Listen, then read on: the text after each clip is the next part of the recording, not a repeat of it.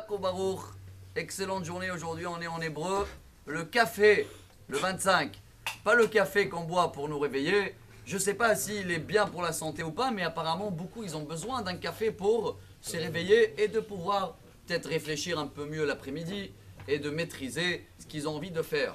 Pour cela, chers amis, après qu'on a compris que notre paracha parle de la santé au début dans la première montée, Hachem il nous donne une garantie pour soigner les soucis de santé et qu'à la fin de la paracha même, il nous enlève les soucis de santé, qu'il n'y a pas du tout des problèmes ou des maladies. Mais là, on a parlé du corps.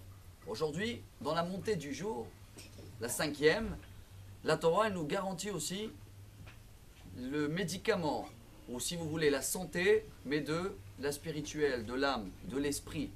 Ça, c'est quelque chose qu'aujourd'hui, dans notre monde, quand on vit, vous savez très très bien, notre pensée est très très dure à la contrôliser et que beaucoup y pensent des mauvaises pensées, une rama on dit en arabe. Comment maîtriser notre pensée, chers amis? Comment avoir peut-être, je dis en français, une sérénité? Très simple. L'otevachel gedi bachalevimo. C'est quelque chose que tout le monde connaît, on le fait. La Torah 3 fois elle nous dit ne mélange pas le lait, la viande, tu vas attendre 6 heures. Beaucoup de nous le font déjà. Ce message s'adresse à ceux-là qui le font, mais même à ceux-là qui n'arrivent pas encore à le faire. Si on va comprendre ce qu'il dit Rabbi Yitzhak Abarbanel, qui était le ministre de Finances de l'Espagne, Portugal. À l'année, il est décédé 1508, il y a 500 ans en arrière. Et lui, il marque comme ça. Il ne faut pas croire que quelqu'un qui va faire attention, il va attendre les 6 heures entre le lait et la viande, comme nous demande la Torah, et il mange cachère, que c'est pour la santé du corps. Pas du tout. On voit bien qu'il y a des milliards qui mangent non cachère et qui sont quand même en bonne santé.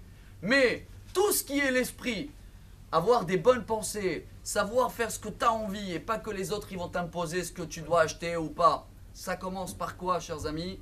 Les petits détails de ne pas mélanger le lait et la viande. Oui, le Hafetz Chaim, on va terminer avec ça. Quand une fois il y avait un soldat à l'époque en Russie, il est venu le demander, j'ai le choix entre deux bases. J'ai une base où ils font attention quand même sur la cache-route, le lait et la viande ils sont séparés, mais par contre on est obligé de travailler Shabbat et tout ça. J'ai une autre base, Shabbat c'est libre. Mais ils ne font pas attention entre le mélange de lait et la viande. Qu'est-ce qu'il a dit, le Hafetz Chaim?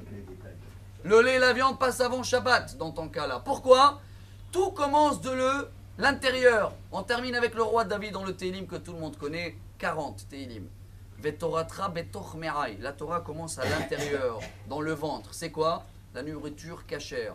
Alors oui, à partir d'aujourd'hui, on se reforce sur ce point que la Torah nous répète cette semaine. Chacun de nous, il a mangé de la viande, tu attends 6 heures.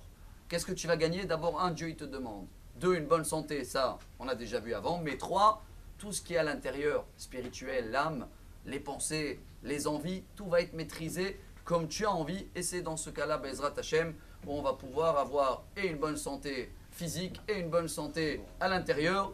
Et tout est devant nous pour avoir une excellente journée et qui nous réveille un peu mieux qu'un café. Amar Rabbi Elazar.